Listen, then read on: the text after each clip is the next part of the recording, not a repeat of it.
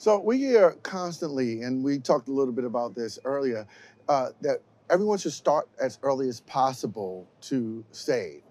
But how should recent college grads approach this? So I think two ways, right? A lot of people are overwhelmed. I can tell you, for instance, my daughter entered the workforce. She got thrown the employee benefit handbook and was told, here's your 401k. And I get the call, what should I do? And, for many people, the answer is invest in a target date fund because what it gives you is an asset allocation, right? A mix of stocks and bonds that are appropriate for your age.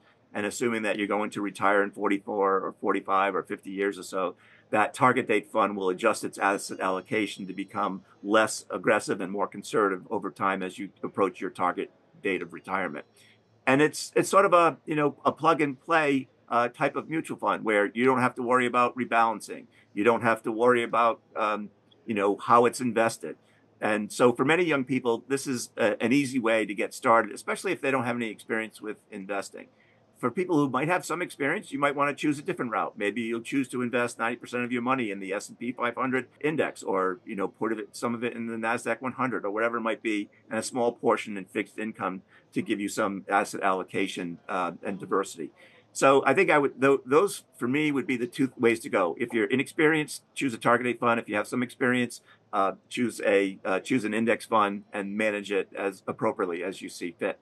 And I think that will get people at least started, and then start reading, right? Pay attention to the articles that we're publishing on TheStreet. Pay attention if you're in a 401k, the provider is likely to send you lots of educational material. They're likely to offer you tools and calculators to use.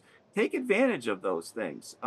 They're useful because at least it puts it front and center, right? The last thing that you want to do is not pay attention to your retirement account, right? Don't discard the envelope if it's coming in the mail to you. Don't just delete the email if it's coming in that says, here's what your account balance is. Do a check in with your money. This is ultimately what's going to be used to create your paycheck in retirement when you no longer have a W-2 or a 1099 coming in. So, pay attention to your money. Don't sort of just set it and forget it.